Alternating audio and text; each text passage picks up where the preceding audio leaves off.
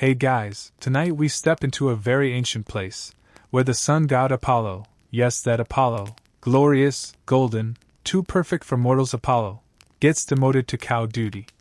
You're walking beside him now, sandals crunching dusty pebbles underfoot, the Greek sun hot enough to bake your eyelids shut. His tunic is just slightly wrinkled, his hair uncharacteristically frizzy. It's not every day the most radiant deity in Olympus is grounded like a reckless teenager. But here we are. Welcome to Mount Olympus' version of community service. See, Apollo had a temper. And unfortunately for him, Zeus had even less patience for divine tantrums.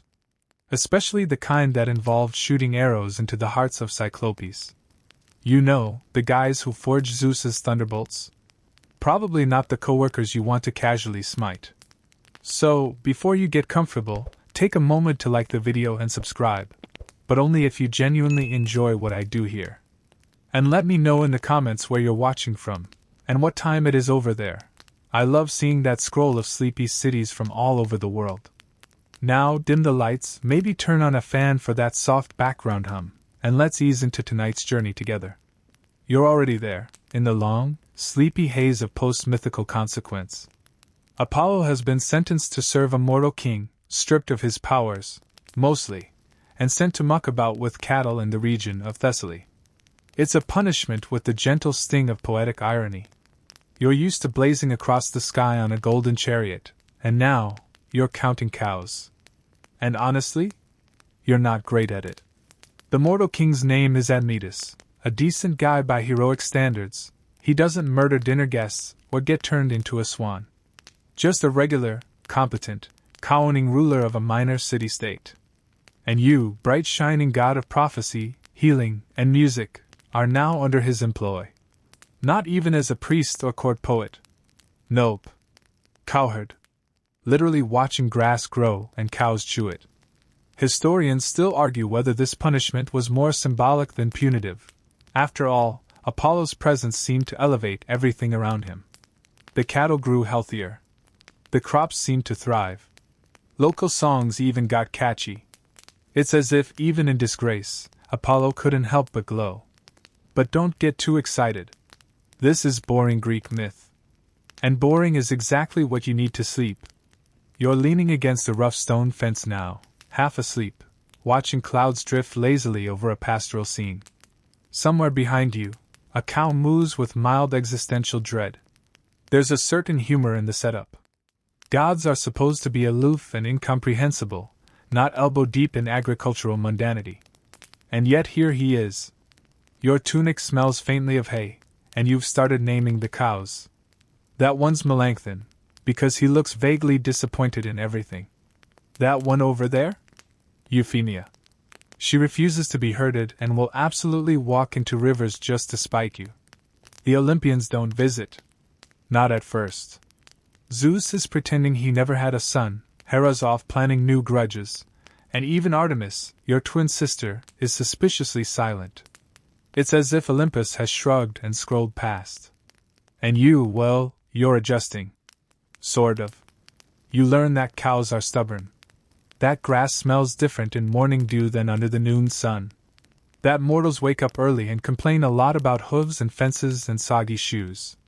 You start to blend in, like gold dust brushed into the dirt. Now, here's the fun part. While you're serving time, you're technically not stripped of all power. Your radiance still lingers. When you pass through the village, children stare. Your voice still carries that strange, harp-string tone that makes people shush each other and lean in.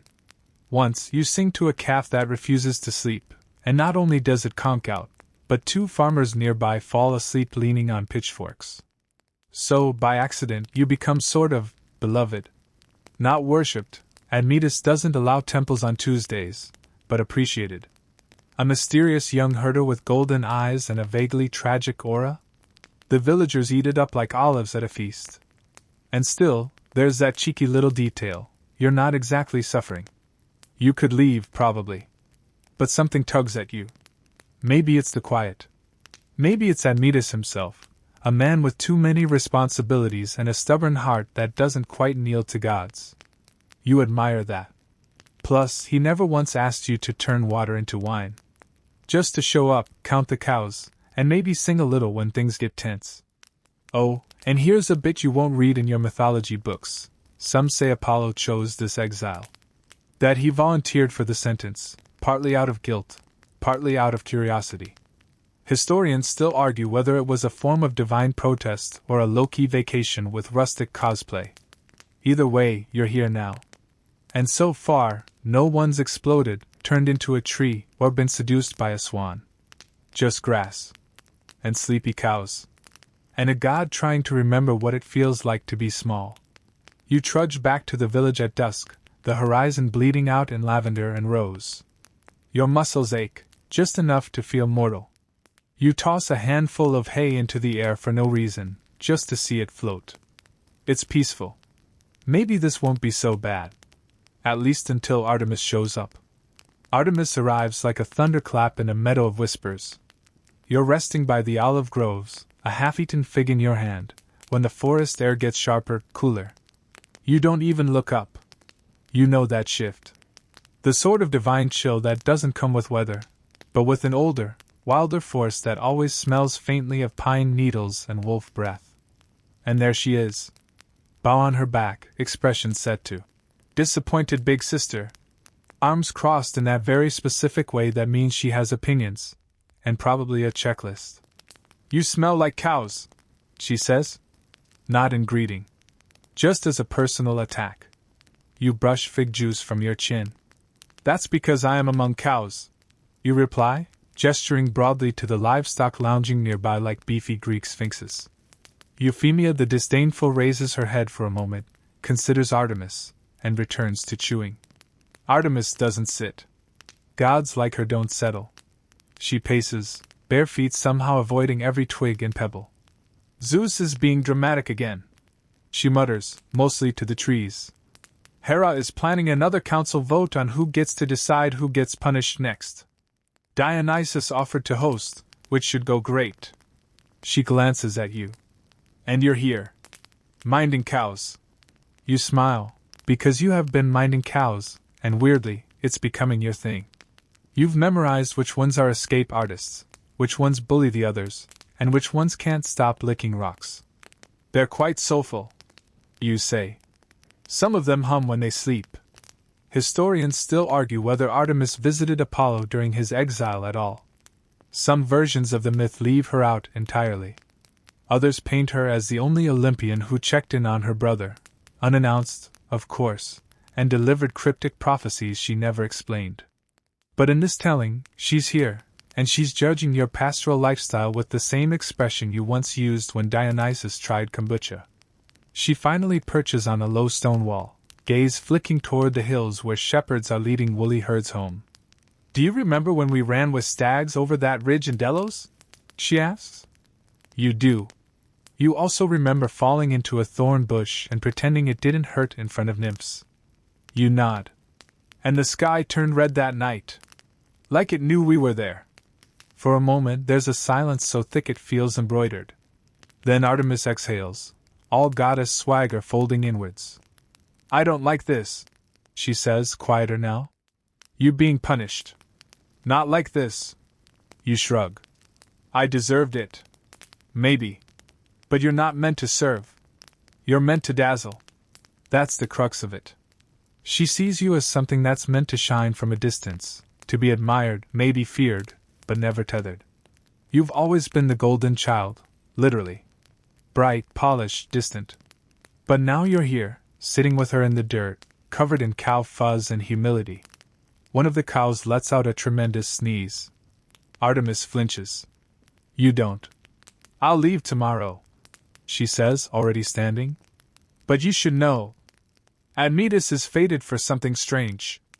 I can't see what yet, but it smells like grief. Now that gets your attention. Because up to now, your life has been pleasantly, almost comically boring. But grief? That's a cold draft under the door. She disappears into the tree line without waiting for a reply. Artemis never says goodbye. She just vanishes like smoke in reverse. You return to your cottage, really more of a hut with aesthetic aspirations, and mull it over by candlelight.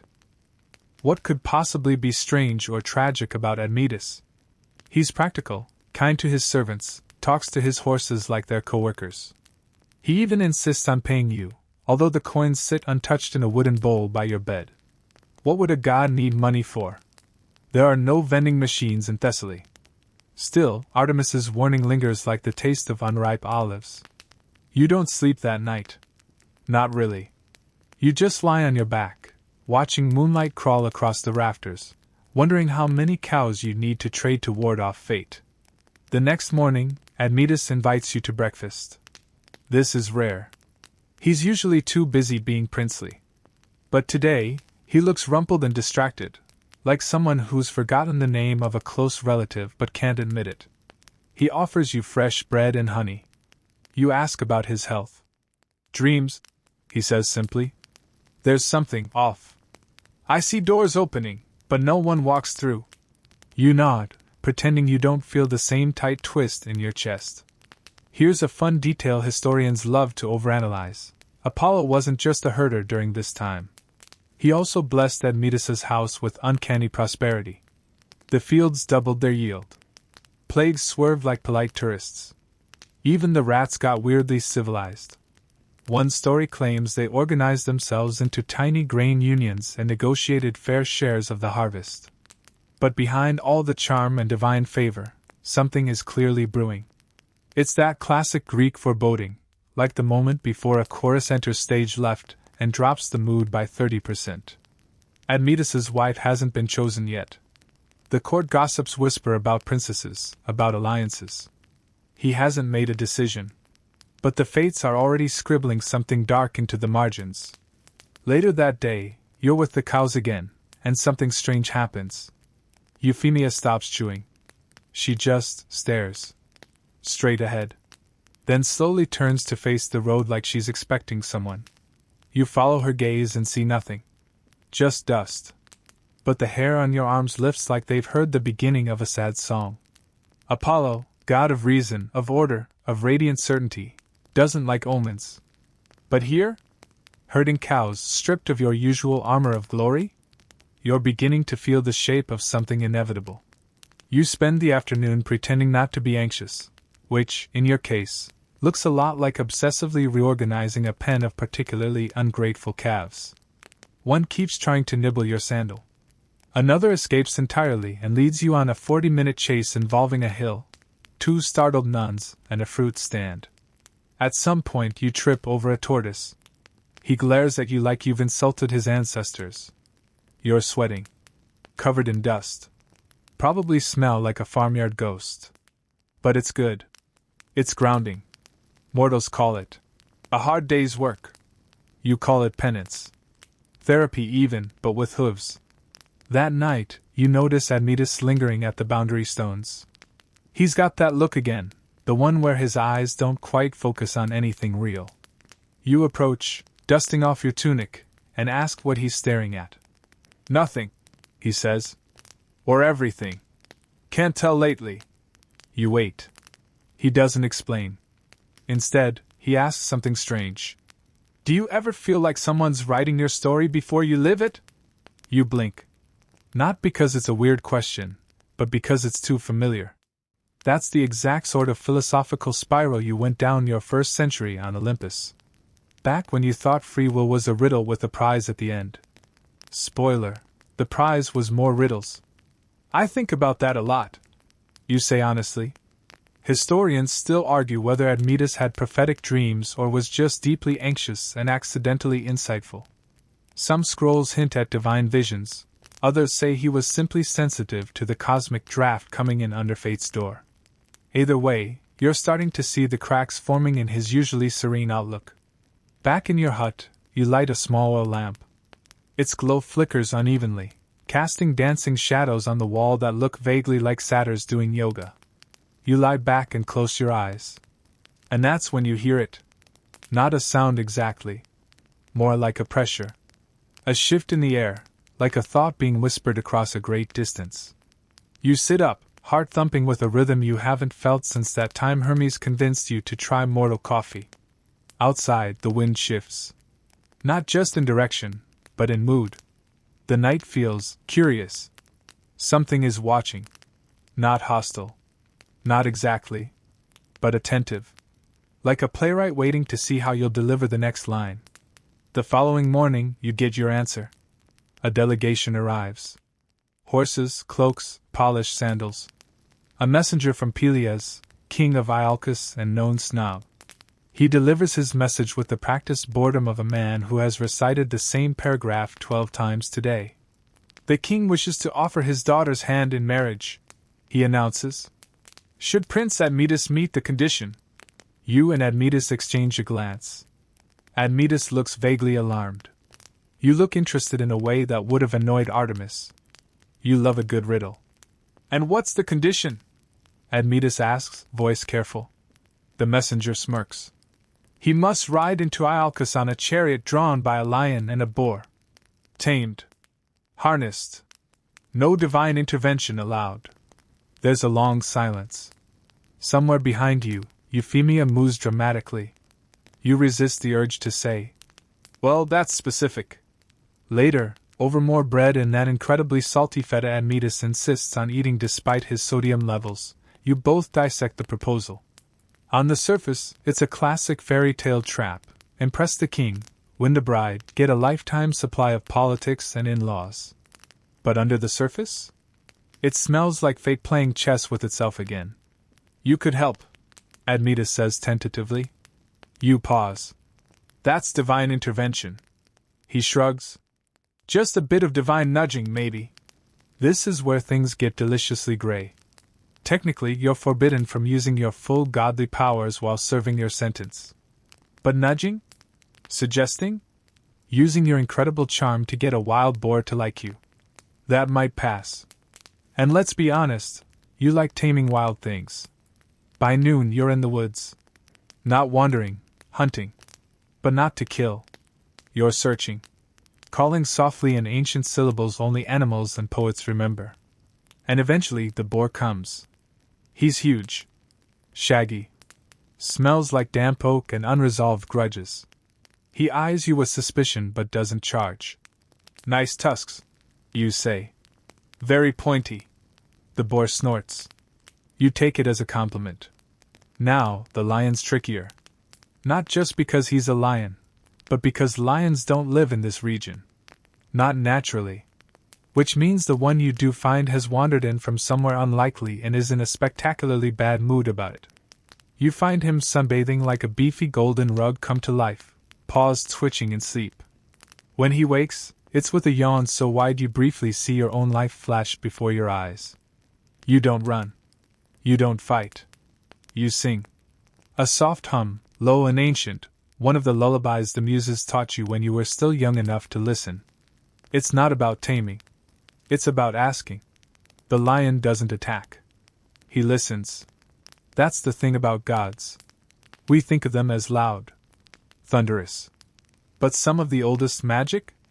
It's just whispering to a beast until it agrees not to eat you.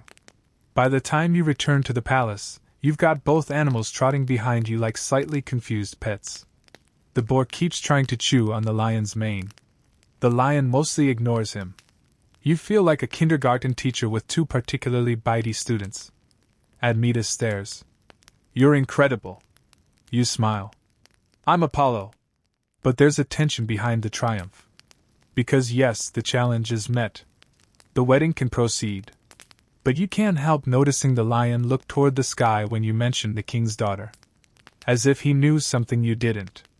Also, the boar sneezed in a way that felt prophetic. Back inside, you lie down on the woven mat that passes for your bed and stare at the ceiling again. The lamp flickers. The air feels heavy. You hear distant laughter, probably Dionysus, drunk off pine sap and shouting poetry at squirrels again. You sigh. Tomorrow, Admetus will ride into Iolcus with your magical chariot of doom beasts. He'll claim his bride, Alcestis, who is said to be wise and beautiful and very, very unlucky. You've fulfilled your duty. But you can't shake the feeling that the story isn't done with you yet. The morning comes early and with more ceremonial drapery than anyone asked for. Admetus, bless him, is trying to look regal atop the chariot. He's wearing a crown of laurel leaves that keeps slipping over one eye, and the lion keeps turning around to stare at him, possibly offended by his posture. The boar, meanwhile, has given up entirely and lies down mid-procession until someone bribes it with a handful of fermented figs.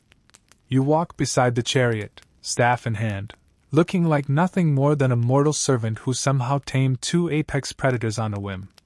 Your tunic's wrinkled, your sandals are dusty, and your hair is doing that thing where it pretends to be a thundercloud. But you walk with your head high, because let's face it, no one else could have pulled this off without divine dental work. The journey to Iolcus takes half a day. You pass through fields of wheat that wave like sleepy crowds, past shepherds who bow low and then sneak pictures with little clay tablets like tourists. The lion yawns the entire way, and the boar tries to start a fight with the scarecrow. Standard road trip behavior. When you reach the city gates, the guards take one look at the chariot and decide they are absolutely not paid enough to question this situation. You're waved through like royalty. Or maybe like a traveling circus. Hard to say. Inside the palace, Pelias is waiting. Now, Pelias is one of those kings who always looks like he's smelling sour milk. His tunic is embroidered to within an inch of its life, and he wears so many rings it's a miracle he can lift his hands. He stands there with a smug little tilt to his head as if daring you to call his bluff. Admetus dismounts, bows politely, and announces his arrival with all the theatrical gravitas of someone who once practiced this line in a mirror. "I have met your challenge, my king. I come to ask for the hand of Alcestis." Pelias stares. For a moment, it seems like he might retract the offer out of sheer spite. But then Alcestis enters, and the room shifts. She is not what you expected. She's tall, elegant, wearing a pale blue gown that shimmers like sea mist. Her eyes are the color of storm clouds 5 minutes before rain, and her expression? Sharp enough to shave a god's ego. She looks at Admetus, then at the lion, then at you, and she smiles. Historians still argue whether that smile meant she knew who you were. Some say she recognized you instantly, Apollo, god in hiding. Others claim she only sensed something strange, like when you walk into a room and forget why you're there. But there's no question, Alcestis is no fool. The wedding happens faster than expected. Possibly because everyone's worried the boar will eat someone if left untended. There's music, food, enough wine to rehydrate a desert. The lion gets a garland. The boar gets several uninvited belly rubs. You get a headache. Because now, you're watching two people bind their fates together under the gaze of a king who still thinks he's won something, and you know, that this isn't a happy ending. It's a prologue. That night, you sit on a stone bench outside the palace while the festivities roar behind you. There's a fig tart on your lap and a very drunk satyr asleep at your feet. The stars are out, doing their usual twinkle of eternal doom routine. And then Alcestis sits down beside you. She doesn't say anything at first. Just plucks a grape from your plate like she's known you for years. Then, finally, you sing to the animals. It's not a question. More like a memory she doesn't quite know the origin of. You nod. Sometimes. They like it. "I used to think songs were spells," she says. "That if you sang the right one, you could change the world." You glance at her. You weren't wrong. She looks at you then, really looks. And for a moment, the veil slips. She sees something. Or maybe someone. You don't know whether it's the golden light beneath your skin, or the echo of him sung in your name, or just the weariness in your eyes that doesn't quite match your youthful face. "Take care of him," she says. You blink. "Admetus?" She nods. "He's good. But good doesn't mean safe." That sticks with you. Because she's right. Admetus is kind, noble, optimistic in a way only someone born under a lucky star can be. But life doesn't care how good you are. Especially not in stories like this. The next few months blur together in a slow haze of married life and domestic absurdity. Admetus insists on trying to cook. You insist on not letting him. The lion adopts a kitten. The boar escapes and becomes a minor folk legend. Alcestis reads aloud at night, Poems, fables, treatises on agriculture that are somehow both dull and hypnotic. You start to feel settled. Which is always a trap. Because the gods do not let things lie. Not for long.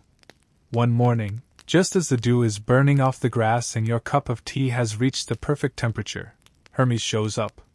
He doesn't knock. He just arrives. One blink and there he is, lounging in your chair with a grin sharp enough to slice apples. Nice mortal disguise, he says. Very humble. Very pastoral. You sigh. What do you want? Message from the fates, he says, tossing a golden apple between his hands. Your sentence is up.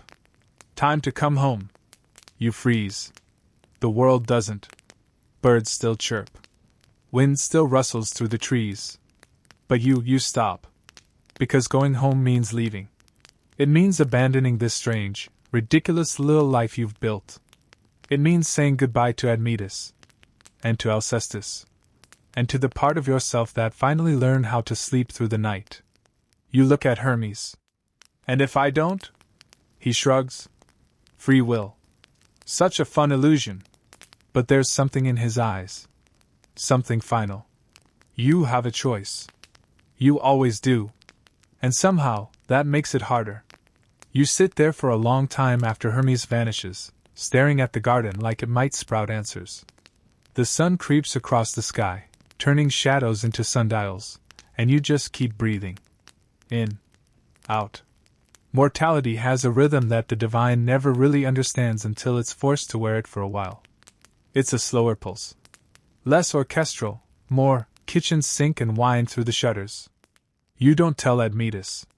Not yet. Instead, you pretend things are fine. You water the herbs. You train the lion not to eat the neighbor's chickens. You even teach the boar how to roll over, which absolutely nobody asked for, and which absolutely becomes a sensation at court. And yet, every time Alcestis glances your way, her eyes narrow, just a touch. She knows something's off. She's not the sort to say it out loud, not until the words are properly sharpened. The next sign comes in the form of a dream.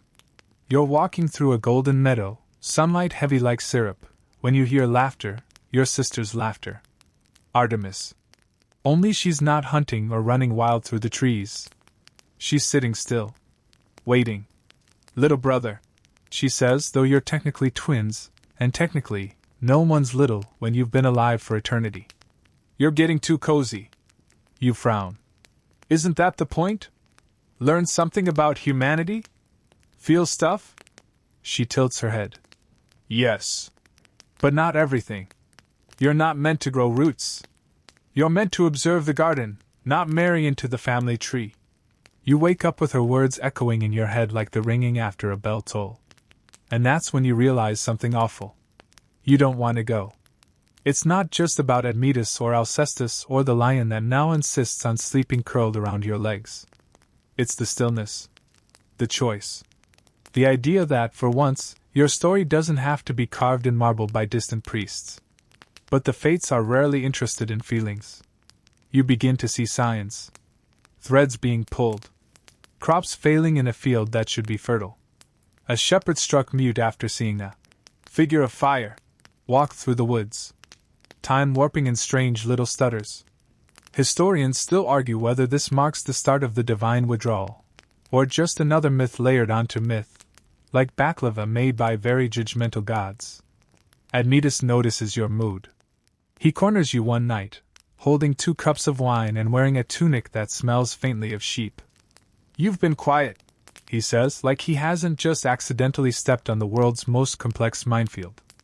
I've had a lot on my mind. You always do. But usually you hum when you're scheming. This silence? It's not you. You take the wine. Sip. Let it swirl on your tongue like truth you're not ready to swallow. Let's say, you begin slowly, that you knew someone had to leave. That it wasn't a punishment, exactly, just a reset button. Would you try to stop them? Admetus blinks at you, then laughs softly. You're being dramatic. Maybe. But he sees it, now. Just a glimpse. like catching the reflection of lightning in a spoon. The next day, Alcestis finds you sketching something in the dirt with a stick. It's a geometric pattern, equal parts art and mathematics, a map of a temple that no longer exists.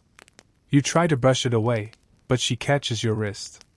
"You're planning a goodbye," she says. You don't answer. "You're not a servant," she adds. "You're not even a mortal." This time you meet her eyes. "No. Are you Apollo?" A pause. Then, "Yes." She lets go of your wrist, but not of the truth. "So, the god of plague and music and, what, cowherding now? Temporary position. Benefits are weird. No dental." That makes her snort, even as her expression softens into something sadder than most epics. "I should have guessed," she says. "No one else sings lullabies in ancient Cretan dialect when they stub their toe." You laugh. Because yes, that happened. Once. Loudly. She sits beside you. "So what happens now?" "I leave. Or I don't.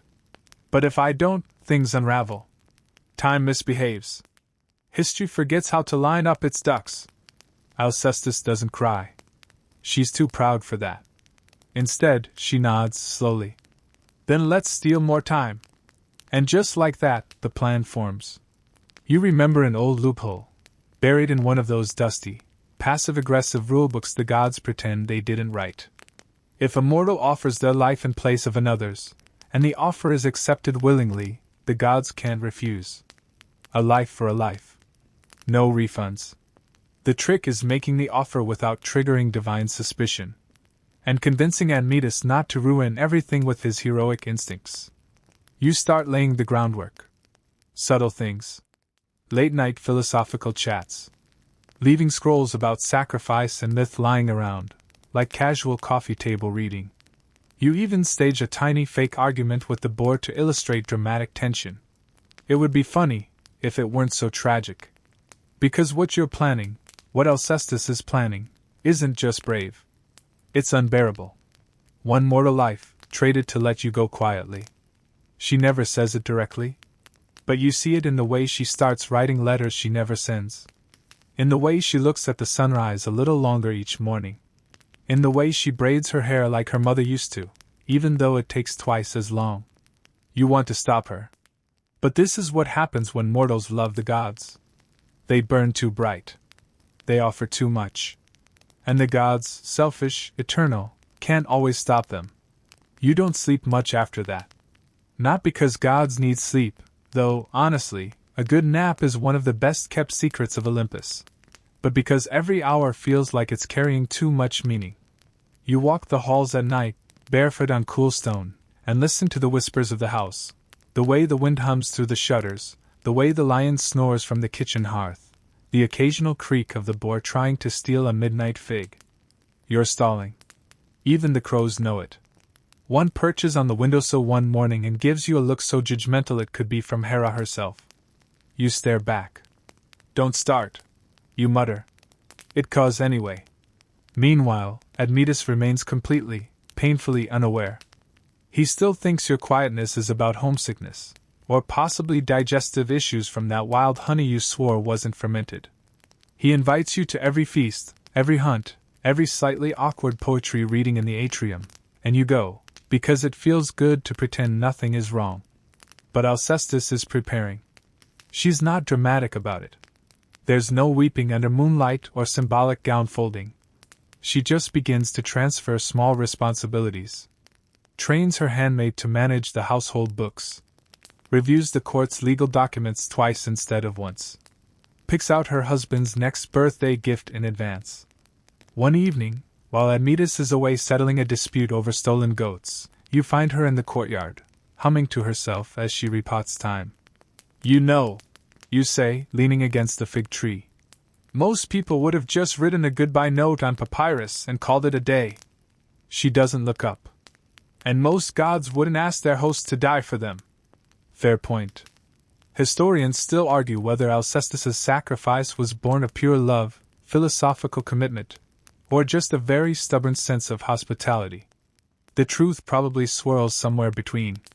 You offer one last protest. Just a whisper. There's still time to change your mind. She straightens, wipes her hands on her robe. No. There isn't. And then she hands you something, a small pouch, fragrant and warm. Fresh baked rolls. You'll need energy for the next part. You always think better on carbs. You're not sure whether to laugh or cry, so you do both. The next few days pass like a stage play no one wants to close. You share every meal, every moment. You finally let Admetus win at wrestling, which confuses him so deeply he skips dinner. The boar writes a song on your harp that's mostly just rhythmic snorting, but you pretend it's brilliant. Then, one morning, the sun rises wrong. You feel it before you see it. A coldness in the wind that shouldn't be there. The scent of ozone, even though there's no storm. And in the sky, just for a blink, a shimmer of gold. Your father has noticed. Zeus doesn't usually get involved in mid-tier divine nonsense. He's more of a lightning bolts and drama guy. But when one of his favorite sons decides to spend a year pretending to be a mortal cowherd in Thessaly, and then refuses to return, it raises celestial eyebrows. You're out of time. You don't tell Admetus. You don't tell the servants. You just find Alcestis that evening by the fire, sewing a tear in a cushion she insists the lion made. You suspect the boar.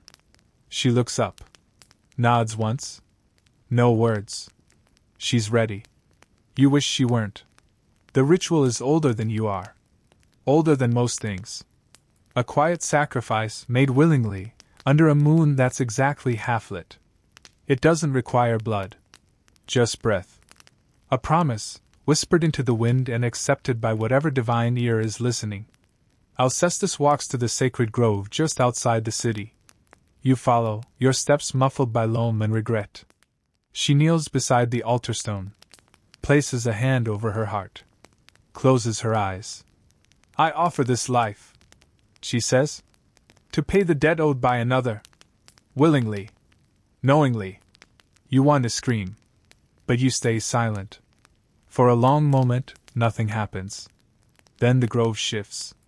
The trees bow, not from wind, but from presence.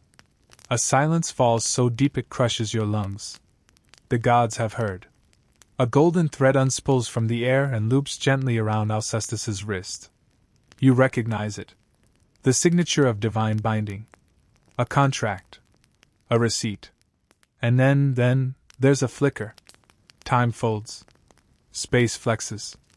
And Alcestis falls. You catch her before she hits the ground. Her eyes flutter. Her breath catches once, then fades. And the world holds its breath with you. Somewhere, you know, a scroll records the moment. Somewhere, a constellation blinks one star darker. Somewhere, a very annoyed crow takes off to deliver a memo to Olympus. But all you know is the weight of her in your arms. The smell of time on her robe. The impossible stillness. You carry her back to the palace. Admetus meets you on the steps. Laughs at first, thinking she's fainted. Then stops. Why won't she wake up? You can't answer. He grabs your collar. Why won't she wake up? You say nothing. And finally, he sees it. The golden thread still wrapped around her wrist. His scream echoes through the courtyard, high and animal, full of a grief that doesn't yet understand itself. You stand there, shaking, as the lion paces behind you, uneasy, confused. The boar presses its head against your knee. Even it knows something sacred just snapped. The funeral is brief. Alcestis didn't want ceremony. Just a song and a sky that didn't look away. You sing for her. Quietly. In that ancient Cretan dialect she once teased you for. The words taste like salt and ash. And when it's over, you start walking. No goodbyes. No gods. Just the cowherd sandals and the sound of a world that's still spinning, even when it shouldn't. You head south. Through the hills, past crumbling temples, down dusty roads rutted by donkey carts and philosophical debates left unresolved since last week's symposium. You walk until the stars begin to feel like strangers, and the moon no longer peeks over your shoulder like a worried sibling. You're looking for someone. Well, something. It's not clear at first. You tell yourself you're just wandering, trying to forget. But even as you lie in grassy ditches and sip dew from oak leaves, you know better. You're tracing a line, half memory, half instinct. Following a whisper only the divine can hear. The others start to notice. Not the gods, not yet, but the almosts. The demigods. The shades. The minor deities who've been holding their breath for centuries waiting for a plot twist. They feel you coming like a barometer dropping before a storm. One such creature finds you at a roadside shrine. You're crouched there, leaving an offering of pomegranate seeds and cracked barley bread, when a voice behind you purrs. That's not going to win you any favors from Hades, you know. You don't look up. It's not for him. Oh, someone's bitter. You glance back. A woman, maybe, dressed in layers of nightshade and confidence. Her eyes are too silver to be mortal, and her fingernails look like they could carve destinies if bored. Who are you? You ask. She smiles. Call me Nemi. Or Memory if you're feeling fancy. You blink. One of the muses? Don't sound so disappointed. She joins you at the shrine, casually sitting on a sun-warmed rock as if she hasn't been half forgotten by every bard south of Thebes. You're going to the underworld, she says. Not a question. You shrug. Eventually. You'll need a guide. I have sandals. She laughs. It sounds like turning pages. And you're planning to bribe Sharon with what? Half a cheese wheel and bad poetry? You're not sure whether to be offended or impressed. Still, you listen. Because if anyone knows how to get where stories begin and souls end, it's one of the muses. She tells you where to go next. A mountain cave, long sealed but not forgotten. A place where Hermes left a door slightly ajar, centuries ago, during a particularly chaotic wine festival. She warns you not to look back once you pass through. Not because of some mythic curse, just because the cave has opinions. The next few days are a blur of aching feet, borrowed cloaks, and at least one regrettable tavern performance where you earn passage with a ballad about socks. Finally, the cave. It's narrower than expected. Less. Grand yawning mouth of doom. And more. Slightly grumpy nostril of the world. You squeeze through sideways, scraping your shoulder on ancient rock, and instantly the air changes. Heavy. Cool. Damp with the breath of 1,000 forgotten dreams. You step deeper. Your torch flickers. Then steadies. Then goes out. And still, you keep walking. Soon there's no more cave, just space. You're no longer on Earth, not really. The rules have shifted. You feel it in the way your heartbeats echo sideways, and the silence tastes like copper. Then, the river. It's not just one, of course. The underworld has 5. But this one is obvious. Lethe. The river of forgetfulness. Smooth as glass. Running not with water, but with memory. You crouch at its bank and watch as fragments swirl past. Faces, voices, arguments about olive oil preferences, slipping away forever. You dip your fingers in. Instantly, a name vanishes from your mind. Someone you loved once. Maybe. You pull your hand back, heart pounding. Memory is the price down here. To walk further, you'll have to let go. Strip away who you were, layer by layer, until only your purpose remains. You walk along Lethe until it merges with the Styx, a darker current, boiling slowly, full of oaths and regrets. And there, finally, is the boat. Sharon is exactly as advertised. Robe. Hood. Beard that might contain smaller, angrier beards. He eyes you without blinking. Coin, he grunts. You pat your tunic. You have no coin. Just a single golden thread wrapped around your wrist, still there, after all this time. Sharon sees it. Nods once. Payment accepted. The ferry ride is short but unforgettable. Literally. You have to concentrate hard to hold on to each passing shape. Ghosts. Dreams. A wedding song sung by no one. A goat with opinions. Finally, the gates. Cerberus is asleep. Sort of. One head snores, one drools, and one mutters in its sleep about tennis, which hasn't been invented yet. You slip past and enter the realm of the dead. Here, time doesn't move. Or maybe it does, but in interpretive dance. The souls around you drift like smoke, each one carrying echoes of their final moment. Some mumble. Some scream. Some look at you with something like hope. No one comes down here with a heartbeat and good intentions. You do. You're here for her. The palace of Hades is ahead, cold and majestic, carved from the bones of extinct creatures and decorated in precisely the sort of gloomy grandeur you'd expect from a god who collects pomegranates like stamps. Inside, Hades sits on a throne made of lost causes. He doesn't look surprised to see you. "Let me guess," he says, voice as deep as regret. "You're here to bargain." You nod. "And you brought no offering, no leverage, no godly authority, just sandals and unresolved trauma." You nod again. He sighs. "Fine. Let's talk." He doesn't bother asking your name. Gods don't really need to, especially not this one. Hades sees straight through the skin and bone, right to the thread of purpose stitched into your soul like a red string. You're here for a reason. Everyone who comes to the underworld thinks they are, of course. Most are wrong. You're not. He waves one skeletal hand, and a pair of ghostly chairs appear, upholstered in silence, and just slightly uncomfortable in a way that suggests they were designed by a bureaucrat. You sit, because what else do you do in the throne room of death? "So," Hades says, "you want her back." It's not a question, but you nod anyway. And there she is. Her name floats up like a scent you hadn't smelled in years.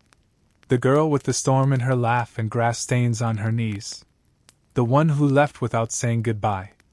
Hades sighs again, rubbing his temples with both hands like someone who's had one too many mortals show up with impossible requests, and no snacks.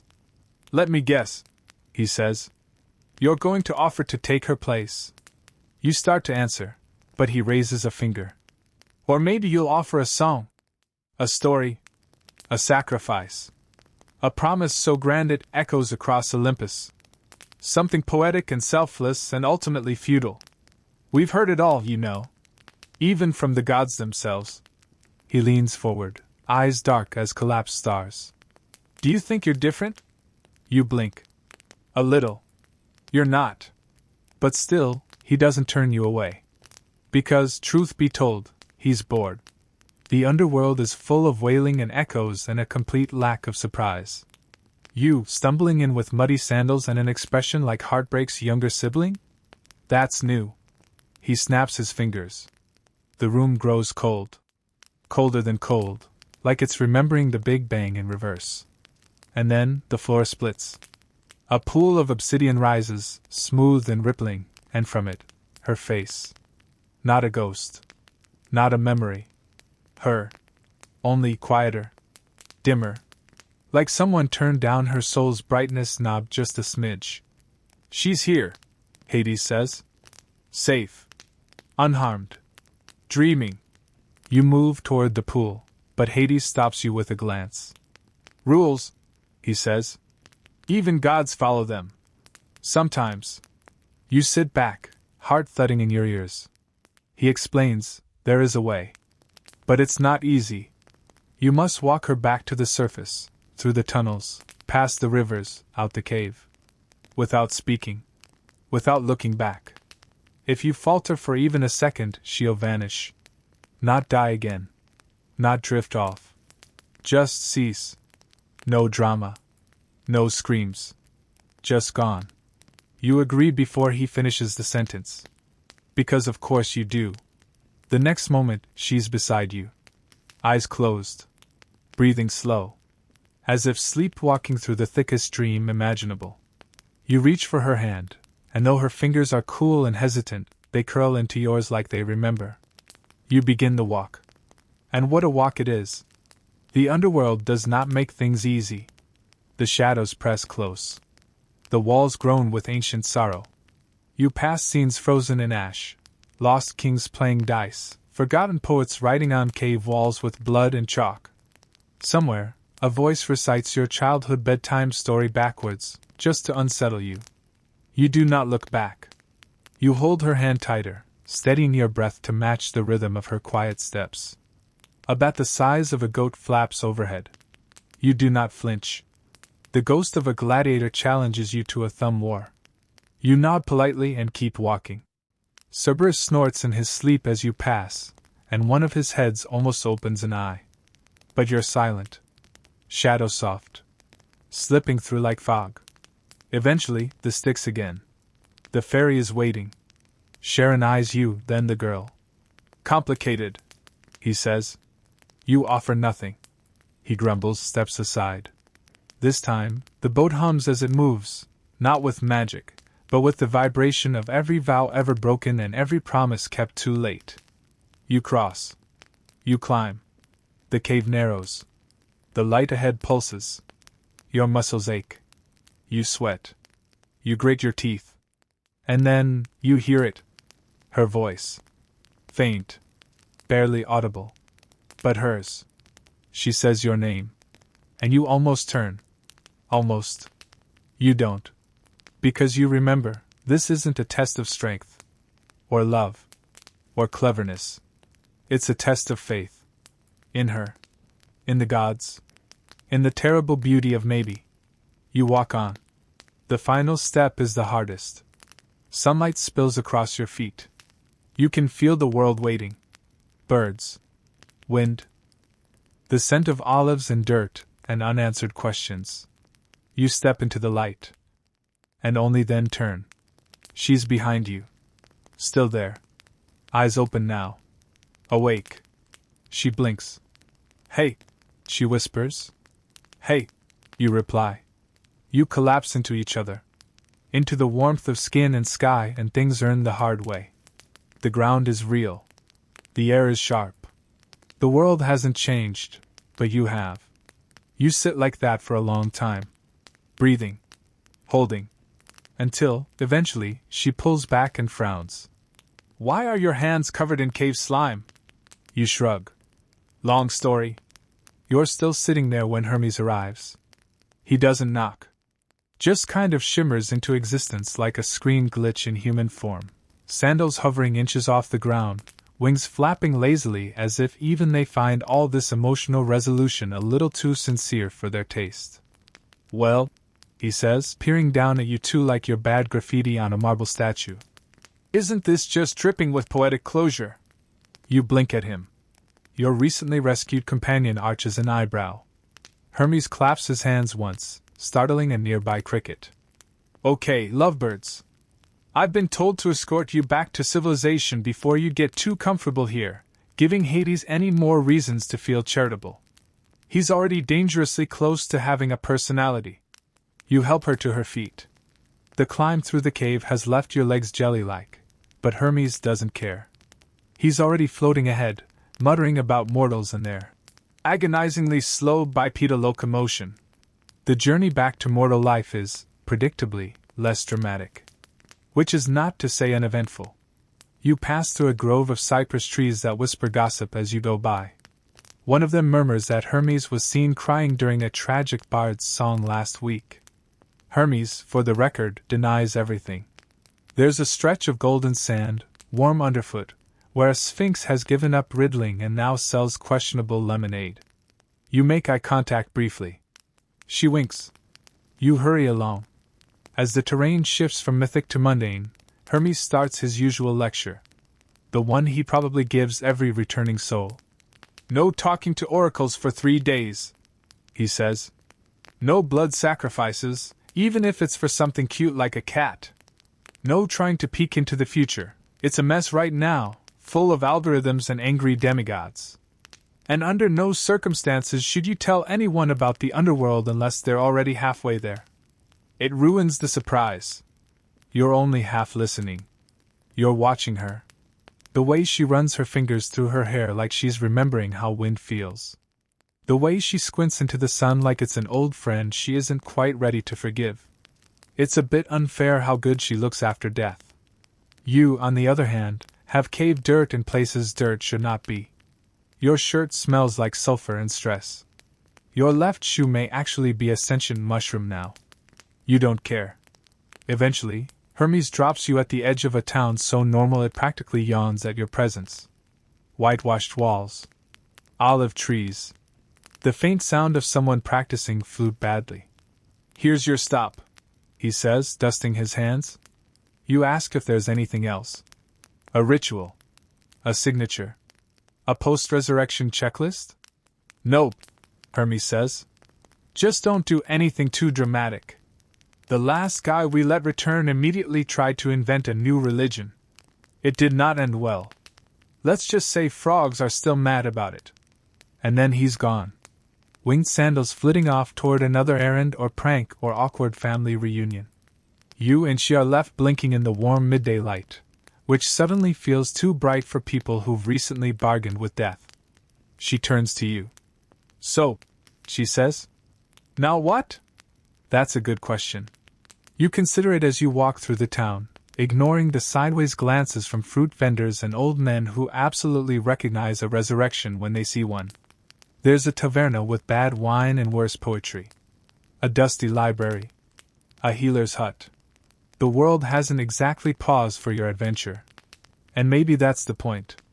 Because despite the mythic backdrop, you're not heroes. You're just people. You made it back. Now you get to figure out what that means. Over the next few days, you fall into something like a routine. You sleep. A lot. You eat figs that taste like sunshine and bread that tastes like relief. You bathe in a stream that definitely isn't blessed but somehow still washes away more than dirt. You talk, slowly, haltingly, about what it felt like to be almost gone, and to come back. She tells you the strangest thing. I don't remember much, she says, but I had the oddest dream. You were there. And Hades was there. And for some reason, you were holding a goat that wouldn't stop singing. You blink. That didn't happen. She frowns. Are you sure? Reasonably sure. Shame. I like that goat. You both laugh. It's awkward and tired and cuts through the thick fog that's been following you like a moody rain cloud. You feel better after. There are stories floating around the town now. Whispers. Some say you struck a deal with Hades. Others say you beat him in a riddle contest. One small child insists you punched Cerberus in the nose and told him to behave. You don't correct any of them. Because myths grow wild, like ivy on old stones. You can't stop them. You just hope they don't strangle anything important. One afternoon, an old woman stops you in the market and presses a coin into your palm. For the river, she says, eyes cloudy but kind. Just in case you have to cross again. You nod. Tuck it away. That night, as you watch the stars together from the roof of a quiet house that smells of thyme and wood smoke, you feel something unfamiliar. Not peace. That's a bit too grand. But quiet. The kind that doesn't demand anything. That just lets you be. She leans her head on your shoulder. Think Hermes misses us? You snort. He probably already forgot we exist. I hope so, she says. He has main character energy. You both drift into silence again.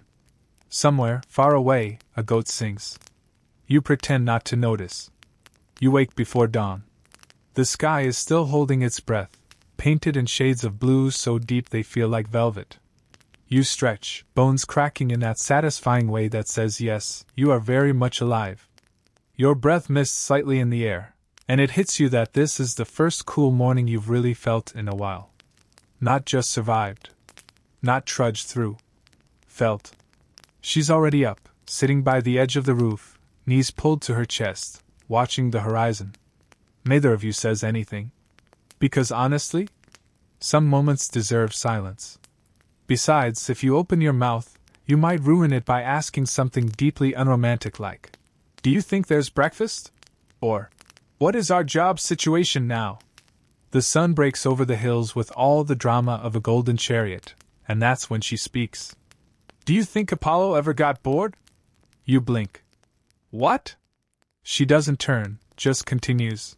Like, he's got music, prophecy, archery, healing. A full calendar of divine nonsense. But what if there were days when he just wanted to do something stupid, like, I don't know, herd cows? You open your mouth to say that sounds made up. And then you remember. Oh no. It's not. You remember the myth. Apollo. Herding cows.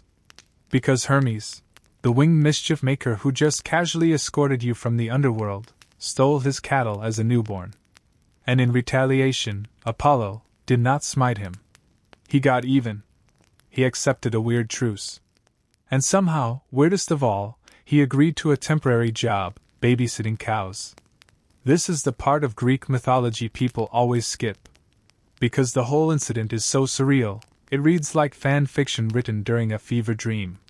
But now, in this strange new quiet life, it doesn't feel that far-fetched. You, too, have gone from one dramatic arc, death, resurrection, divine intervention, to the tranquil absurdity of daily tasks and morning dew. Maybe Apollo got it. Maybe he knew sometimes what you really need is a low-stakes job and a view of a pasture. You share this theory with her. She thinks about it. Then nods. Explains why he also invented the lyre. Bored cowherds do weird things. You laugh. Like carve musical instruments out of tortoise shells? Exactly. Mainstream fact. Yes, Apollo did accept the lyre from baby Hermes after the theft debacle. In exchange, he let Hermes keep the cows and even forgave the godling. Because apparently, music really can solve interpersonal drama. Fringe tidbit? There's a theory that the cattle of Apollo weren't literal cows but a metaphor for solar rays. So maybe Apollo wasn't wrangling livestock, but light itself. Historians still argue whether this entire myth was originally meant to be allegory or just early Greek improv with a particularly chaotic energy. Either way, you start to see the appeal. You and she find yourselves meandering more. Picking olives. Skimming stones. You help a local shepherd paint numbers on his sheep because apparently they've started developing independent opinions and wandering off in protest. Your handwriting is terrible. The sheep do not seem to care. One evening, you sit beside a fire that smells like cedar, and you realize you haven't thought about the underworld all day. Not once. You haven't looked over your shoulder for gods or ghosts or three-headed dogs. You haven't checked your shadow to make sure it's still behaving. You haven't even had one of those dreams where you're falling into a pit while someone recites your childhood embarrassments in meter. You've just lived. You tell her this. She smiles without looking up from her embroidery, which is chaotic and probably cursed but charming in its ambition. That's good, she says. Maybe we're finally boring. You blink. You say that like it's a win. It is. And you know what? She's right. Because boring means routine. Boring means freedom. Boring means you can care about things like whether the bread is rising properly or if the neighbor's cat is secretly a minor deity again. It means walking to the well and nodding politely to people who still whisper about you when they think you can't hear. It means small talk. The weather. The price of saffron. The comfort of repeating things, dull things, mortal things, that don't end in dramatic stakes or cosmic judgment. One afternoon, you sit beneath an olive tree with her, sharing a handful of roasted chickpeas, and you hear a bard start a tale in the plaza. You brace for it. But it's not about you. It's about Apollo. Apparently, someone decided his stint as a cowherd was heroic. A great act of divine humility. A turning point in his mythic character arc. There's even a mention of the cows developing a refined taste in music, which is highly suspect. You snort. She nudges you. See? Even gods need day jobs. The bard's story continues, gaining embellishments as the children nearby start asking questions. Did the cows sing back? Was the lyre magic? Did Apollo wear a hat? You shake your head. They're going to end up writing an opera about this, aren't they? She grins. Only if the cows get solos. And you know what? You hope they do. Because somewhere between divine vengeance and musical innovation, there's room for absurdity. For play. For gods who get tired of being shiny and immortal and just want to sit in a field and figure out how to tune a tortoise shell. There's room for you, too. Not as the resurrected wonder or the hero of a tale, but as the person who came back, watered the basil plant, and figured out how to make peace with your past one olive pit at a time. By now, the stars are peeking out. You lie back on the grass. Her hand finds yours. You both watch the sky, waiting to see if Apollo will clock in for his shift. You spend the next few days in a rhythm so predictable it's almost suspicious. You wake with the dawn. You sweep the front step. You greet the same old woman who sells figs from her cart, who still refuses to believe you are not, in fact, a ghost. You eat bread that's slightly too dense but somehow comforting, like all the heaviness in your life is now just crusty and edible. You start to think maybe this is it. Maybe you've passed the test. Maybe the gods have stopped caring. And then, the cows start glowing. It begins subtly. A flicker at twilight. A shimmering around the horns. A faint smell of ozone every time they moo. You want to ignore it. You try. You tell yourself you're imagining things. Maybe you've developed some delayed trauma-induced hallucination. Maybe it's the new feta. But when one of the cows actually leaves behind a hoofprint in fire, you admit, this might be something. You tell her, of course. She looks at you the way a person looks at a broken vase they've just glued together, only to find out it was cursed the whole time.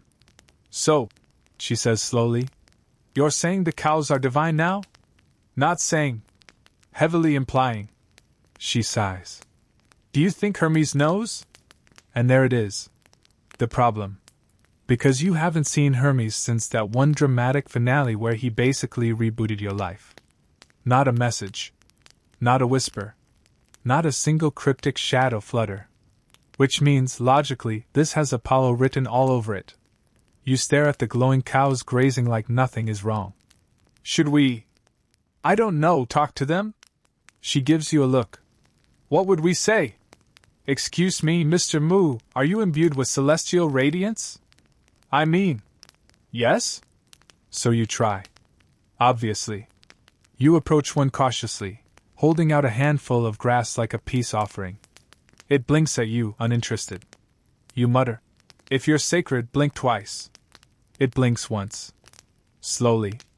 As if deeply unimpressed. The fringe theory here? Some say Apollo's stint as a cowherd wasn't just punishment, it was the start of an ongoing relationship with animals, especially those considered sacred or symbolic. The glowing cows might be a continuation. Or a prank. Possibly both. Mainstream fact? Apollo did eventually own cattle again after the whole Hermes debacle.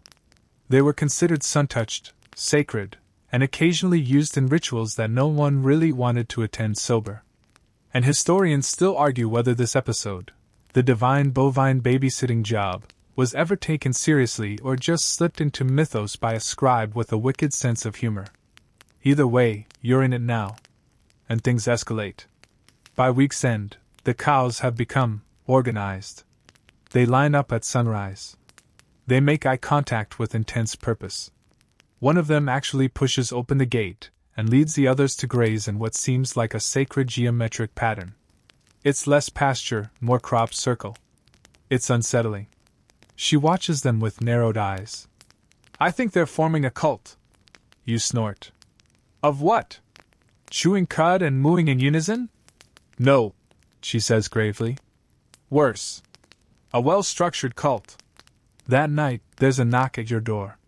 You open it with the hesitation of someone who's been dead before and doesn't care to repeat the experience.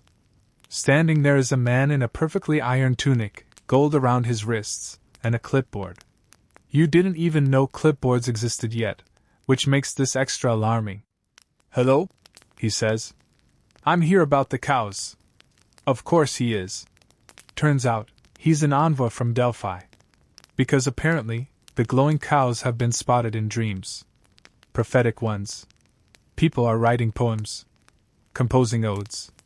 One man in Thebes has started a new sect dedicated to the solar udder. It's catching on alarmingly fast. You try to protest. You are not running a cult. You are not a divine cowherd. You are not even that interested in dairy. But he just smiles. Apollo is very pleased. Oh. Of course. That night, the stars pulse a little brighter. The cows hum in their sleep. You sit on the roof with her again, staring into the distance. Well, you say dryly. Guess we've got a job now. She shrugs. Better than dealing with the underworld again. Barely. She leans her head on your shoulder. Hey. Yeah? If they start giving the cows names like Milkicles or Sir Grazes a lot, we're leaving. Deal. But you don't. Because despite the absurdity, there's a strange peace in it. You wake each day to the warm sun. The cows follow you in orderly rows. The locals bow slightly as you pass, unsure whether you're saints or shepherds. You get invited to more dinners. One child draws a picture of you with a glowing halo and 3 cows floating overhead. You frame it, obviously. And through it all, you begin to understand Apollo just a little better. This wasn't punishment. It was therapy. Gods burn bright. Too bright. They explode into song and prophecy and fury. But every now and then, even a sun god needs to step away. To touch something soft. To guide something slow. To be reminded that not all power is loud. Some power just hums. And maybe, just maybe, that's what you were given too. Not another heroic quest. Not more doom or fate or glory. Just a small plot of land, a few radiant cows, and the chance to walk quietly toward whatever the next sunrise brings. It begins with a riddle carved into a tree. You spot it while checking the back pasture, just casually burning time before the midday sun makes everything feel like a slow-cooked myth. It's etched right into the bark, in ancient Ionic Greek no less, which is a weird flex considering most of the trees around here can't even spell. It reads, "What sings before it's sung, breathes before it's born, and watches without eyes?" You blink at it. Hard. Because frankly, the last thing you need right now is some arboreal crossword. You call her over. She stares at it a long time, then mutters, "It's either the wind or another weird god trying to flirt." Turns out you're both half right. Because that same evening, just as the sky begins to melt into its favorite honey-orange hue, a stranger arrives on foot, barefoot, actually, which is a pretty bold look when the terrain is mostly thorns and existential dread. He's got feathers in his hair and a lyre slung across his back. Not a golden one, not some glittering divine heirloom, just a regular lyre made of wood and worn string. He doesn't knock. He sings. A quiet note, barely audible, but it makes the cows pause mid-chew and turn toward the horizon like they've heard the voice of their creator, which, spoiler alert, they kind of have. Apollo's back. But different. Softer. Not draped in solar glory this time, but dust, travel, and something like humility. His aura has cooled. No burning retina damage. Just that gentle pressure in your chest that says, this is someone who knows things. He smiles at you with eyes that have seen entire civilizations blink into oblivion and still bother to remember your name. "You kept them safe," he says, nodding at the cows. You raise an eyebrow. "You mean the glowing, possibly prophetic cattle who now form perfect shapes when grazing and have inspired at least one new religion?" His smile widens. "Exactly. And here's the thing. You're not angry. You want to be. But there's something disarming about him now. Like the difference between a lightning strike and a candle. He asks to walk with you, and you do, through the pastures, along the low hills, where the night air starts to hum with crickets and possibility. "I needed to disappear," he says quietly. "After Delphi. After all the temples. I thought maybe if I hid in a job, a small life, I'd feel real again." You nod slowly. "You gave it to me instead." "Borrowed it," he corrects, with a twinkle. "You've always been good at bearing stories. I just left one in your care." The fringe theory, of course, is that gods don't merely disguise themselves as mortals, they divide themselves. That while Apollo was preaching fire and prophecy in one part of Greece, he could simultaneously be herding cattle in another, like a divine multitasker with a long to-do list and no time for therapy. Mainstream scholars call this poetic metaphor. Others call it divine outsourcing. But historians still argue whether the myth of Apollo's cowherding was ever meant to reflect a literal punishment, or just a veiled meditation on the god's duality, his solar power, and his need for peace. You sit beneath the fig tree near the barn and watch him play. Just one soft, hesitant tune. The cows edge closer, huddling not from fear but fascination. He sings of silence, of stars that don't burn but blink, of hands that cradle instead of conquer. It's not flashy. It's not even catchy. But something in you loosens. I thought you were gone for good, you whisper. Apollo stops playing, tilts his head. I was never gone. Just quiet. And honestly, that's worse. Because now, you have to admit it, you missed him. Not in the celestial god-worship way. More like the annoying coworker who disappears, and you suddenly realize they were the glue keeping everything weirdly functional. You glance over and see her standing at the fence, arms crossed, face unreadable. He sees her too. She was better at it than you, he says gently. I know. Good. He grins again, stands, dusts off his tunic. I won't stay. You expected that. Still, it pinches. But I wanted to thank you. And say, next time you see a god trying to live small, let him. You nod, and he begins to walk away, disappearing into the dark without drama, without fireworks, just a man with a lyre and very dirty feet. You sit there a while longer. The cows go back to chewing. The night goes back to being night. Later, in the quiet, she sits beside you. He didn't glow. Nope. You think he's okay? You pause. I think he's learning. And maybe you are too. You return to your little rituals. You watch the cows arrange themselves like living mandalas. You fix the fence post with too many nails and too little elegance. You watch clouds. You eat figs. A messenger arrives the next day with a scroll. It's from Delphi. Apparently, there's a new prophecy involving a radiant cow, a mortal with divine knowledge, and a lost lyre. You roll your eyes so hard they nearly dislocate. Guess we're famous, she says dryly. Let's just hope we don't get merchandised.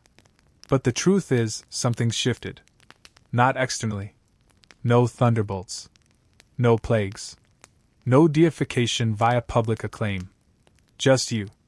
You, and your strange new understanding that sometimes the gods stumble. Sometimes they borrow your feet. Sometimes they leave you holding something too big, too bright, and all you can do is carry it forward, gently, awkwardly, with hay stuck in your sleeve. And sometimes? That's enough. The town hears about it, of course. Not immediately, because small miracles have a kind of echo. They take a while to reach the walls of civilization. But eventually, someone's cousin's niece's husband mentions that the sun moved oddly one evening near the valley. Someone else recalls a cow with eyes that looked like gold coins. And soon enough, your once sleepy pasture becomes the subject of a few mildly popular festival ballads, 2 questionable frescoes, and a very enthusiastic man with a clipboard who insists he's writing a book. It's not exactly fame. More like low-level mythic notoriety. You try to ignore it. You're still out there most mornings, half asleep, poking at the fence with a stick, whispering to the cows as though they're old friends, which, to be fair, they are. You don't really need to say much anymore. They seem to know what you mean. You and she trade off shifts. Sometimes you swap riddles just to keep the boredom at bay. Sometimes you race snails across the water trough. Sometimes you fall asleep in the grass and wake up to hoof prints all around you like an unspoken bovine message. Don't leave. You don't. But things begin to feel weirder. One morning, one of the calves starts singing. Not metaphorically. Not a soft moo mistaken for music. Actual lyrics. They're in no language you know. Might not even be a language at all, just vowels and hums strung together like honey over sound. But it happens. Quietly. Repeatedly. You pretend not to notice. So does she. But your eyes meet, and you both know, this isn't normal cow behavior. Historians still argue whether the ancient Greeks believed in full divine possession of animals or whether tales like this were cautionary metaphors for tampering too much with nature. The mainstream crowd sticks to allegory. Fringe theorists suggest the occasional cow oracle was just a very unlucky pet. You just decide to feed them more barley and hope for the best. A few days later, a woman in a black cloak appears at the edge of your field. No cart, no donkey, no visible reason to be walking through your stretch of cow-populated anonymity. You approach cautiously. She doesn't speak. Just stares. Then raises one hand and makes a strange gesture, like a sunbeam being pinched out between two fingers. And just like that, the cows stop chewing. They all turn toward her. Perfectly synchronized. Then, slowly, they bow their heads. You don't know whether to be impressed or terrified. Turns out, she's a priestess from Ephesus. Sent to check on the rumor of the enlightened herd. Which sounds like the name of a prog rock album but is apparently now what you're calling this mess. She walks among them silently, then nods once, cryptically, like a teacher who's just reviewed a slightly overdue homework assignment. They've retained the radiance, she murmurs. Even after he left. You're tempted to say, yes, they're practically nuclear, but decide against it. She kneels beside one, touches its forehead, whispers something you can't catch. The cow closes its eyes. Just for a moment. Then she leaves. No payment. No prophecy. No flashy exit. Just a trail of flattened grass behind her. You find a note later tucked under a rock near the fence. It reads, "They will dream the world forward now. Keep them fed." No signature. No explanation. It's just your life now. Divine livestock management and the occasional cryptic visitor. You start keeping a journal. Not because you think anyone will read it, but because it's becoming harder to separate the weird from the regular. Like the time you found a hoofprint on the roof of the barn. Or the morning one cow mooed in Morse code. She spelled nap. You took her seriously. Or the little boy from the next village who wandered in, touched a cow's ear, and announced that the river would flood in 3 days, then ran away before you could offer him cheese. It did flood. Not dangerously. Just enough to soak your boots and reinforce the feeling that reality is being lightly edited behind the scenes. You adapt. That's all you can do. You and she spend more time together, mostly in silence. You play games like, which cow has seen the future? Or, guess what this moo means? You build a shrine, eventually, not to Apollo, not to prophecy, just to the moment. A few stones, some flowers, one little bell. You ring it every morning. The cows seem to like it. At night you lie back on the grass and watch the stars rearrange themselves just a little more neatly than they used to. Maybe it's your imagination. Maybe the gods are still fine-tuning things. She turns to you once, under that sky, and says, "What if this was the point the whole time?" You ask, "What, the cows?" "No," she says. The pause. You think about that a lot. Because in a world that's always burning with heroes and monsters, quests and curses, epic tales with thunder and betrayal, it's easy to forget the in-between moments. But maybe those are the ones that matter. Maybe a god's greatest miracle wasn't golden chariots, or fiery plagues. Maybe it was teaching you how to sit still. To listen. To see the world glow, even just through the slow blink of a very special cow. One afternoon, something changes. Not in a dramatic, lightning cracks the earth kind of way. No. It's much quieter. Like someone slightly nudged the volume dial on existence. You're lying in your usual spot, half-lidded, a warm breeze brushing your face like a sleepy lullaby, when you notice that the cows have all clustered to one side of the pasture. Just standing there. Silent. Still. You rise, stretch, approach slowly. At the center of the cluster is the smallest calf. The one who used to sing. She's glowing. Not metaphorically. There's an actual soft, silvery light rolling off her skin like fog. No heat. No sound. Just light. You stop a few feet away, blinking in that dazed way you do when a candle flame flickers in the dark part of your brain. The other cows don't move. Neither does the calf. Then she opens her mouth, and instead of a moo, what comes out is a single, perfect note. High, clear, and long, like a lullaby played on a string you've never heard before. It hovers in the air. Feels almost tangible. Like you could pluck it out and tuck it in your pocket. And then it's gone. Just like that. She flicks her ears and begins chewing again, completely unconcerned. The rest of the herd disperses.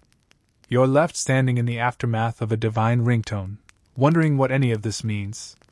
You don't tell anyone. Not because you want to keep it secret, but because, really, how would that conversation go? Hey, neighbor. So, one of the cows may be a minor oracle now. Also, she glows.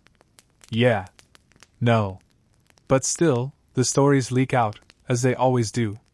Myth sticks to places like dew on grass. Bards start showing up. Mostly scruffy, sleep-deprived types who smell faintly of olives and ambition. They try to sneak in at dawn and compose sonnets to your livestock. One gets kicked by a bull and writes a tragedy about it called The Hoof of Destiny. You put up a fence. The priestess comes back once. Doesn't say a word. Just smiles at you, places her hand briefly on the gate, and leaves a small pouch hanging from a nail. You find a carved stone inside, smooth, black, etched with the image of a lyre and a cow. You hang it in the barn. It hums sometimes when the wind is right. Historians still argue whether sacred objects like this were intended to focus divine energy, or simply ward off nosy goats. The carving style is pre-classical, which throws everyone off. A few experts say it's not even Greek, possibly Anatolian. But no one agrees on what it's doing here. You keep it anyway. She, your fellow shepherd, your quiet companion, begins dreaming more vividly. You don't know how you know this, but you do. Some mornings, her face holds the look of someone who's seen cities that don't exist yet, or fields growing sideways in time. One night, she tells you she dreamed the cows were teaching geometry to shadows. You nod and offer her a plum.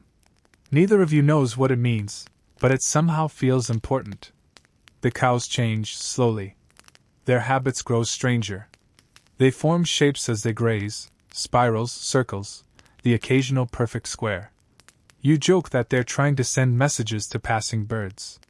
They stop eating one kind of flower. Start chewing another. You record their preferences, just in case. You consider publishing a scroll titled The Divinely Endorsed Foraging Guide, but you don't have the energy for scroll disputes. One cow starts scratching patterns into the dirt with her hoof. You copy one into the dust near your shack. That night you dream of a library so vast it hums when you sleep, its halls lined with stories that haven't been written yet. The next morning, she tells you she dreamed the same thing. You both sit there for a while, not speaking. Maybe it's not about cows anymore. Maybe it never was. Maybe Apollo's little detour through humility and hay bales was always meant to spark something smaller. Something stranger. A ripple in the idea of godhood itself. There's a story you remember, a forgotten one, not told much anymore, about how gods envy mortals for their brevity. How being temporary makes things more meaningful. So maybe Apollo didn't take that job for punishment. Maybe he wanted it. Maybe the cowbells and quiet mornings and mud between his toes gave him something Olympus never could. A pause. A lesson. A laugh. Maybe divinity is exhausting. Maybe even gods need to breathe. You wonder if you'll ever see him again. Sometimes, when the wind shifts, you think you hear humming in the trees. A melody that doesn't belong to birds. Once, you think you see a boy in the distance with golden hair and bare feet. But when you blink, he's gone. And yet, you don't feel abandoned. More like you're part of a longer story now. A footnote in a myth that decided to take a nap in the grass and forgot to wake up. One morning, the cows don't moo. They just stand, eyes closed, perfectly still. You and she do the same. No talking. No movement. Just the sound of the breeze slipping through the barley, the smell of dew and divine confusion. And for a moment, the whole world seems to hold its breath. You feel something settle in your bones. A quiet knowing. Whatever this was, it's complete now. The herd begins to move again, grazing like nothing happened. But you know. You always will. The seasons slide past like butter on a warm stone. You wake, you tend, you listen. Life doesn't erupt into drama, no thunderclaps, no transformations, no cows sprouting wings and flying off into celestial retirement. Instead, the story sinks into the soil. Roots deeper now. Quieter. You and she don't talk about it much. Not because it's taboo, but because there's not much left to say. It happened. It's happening. It will keep happening, in the way myth echoes long after the lyre's last string has snapped. One of the calves, the glowy one, has grown into a full cow now. She still hums sometimes. Only at dusk. Only when you're not looking directly at her. And you swear the patterns in her fur shift slightly depending on the phase of the moon. Scholars would pay a fortune to analyze her, but you've stopped letting anyone through the gate unless they bring fruit or play a decent reed flute. You don't need answers anymore. She, the girl who once carried a god in her gaze, stays. Years pass. Or maybe only one. You lose track. You build a new shed. Paint it blue for no particular reason. You invent names for constellations above the pasture. The spiral turnip. The flute of regret. The one cow that got away. Every so often, a traveler shows up asking about Apollo. You shrug. Offer them tea. Tell them to listen for hooves in the stars. They never understand. That's fine. Remember the stone in the barn? The lyre and cow carving? One morning you find it warm to the touch. A thin crack has formed down its center, like something exhaled inside it. You whisper a thank you into the grainy air. Then go feed the herd. Historians still argue whether the tales of Apollo's cowherding era were propaganda, satire, or half-drunk dream fragments muttered by oracles on a slow Tuesday. Some say it was a parable, a coded guide to divine hierarchy. Others claim the cows represented planetary movements or philosophical ideals. And then there are the ones who believe it happened exactly as told. Mud, boredom, weird glowing calves and all. You lean toward the last group. Not because it makes more sense, but because it doesn't. And that feels appropriate. One evening, as the sun folds itself into the hills like a warm napkin, you find an old piece of parchment tucked under a rock near the fence. It's not yours. It's a list. You read it aloud softly. 1. Herd the cows. 2. Learn the songs. 3. Watch for stars. 4. Eat the olives. 5. Listen better. 6. Be a god without acting like one. 7. Leave when it's time. 8. Don't say goodbye. You look around. Everything's still. But the wind feels familiar. That night she brings out the lyre. Not a divine one, just an ordinary instrument you made together out of scrap wood and stubbornness. You both sit beneath the fig tree, play a simple tune, and let the notes roll into the dusk. Somewhere far off, a star flickers twice in what looks suspiciously like a wink. And that's it. No farewell.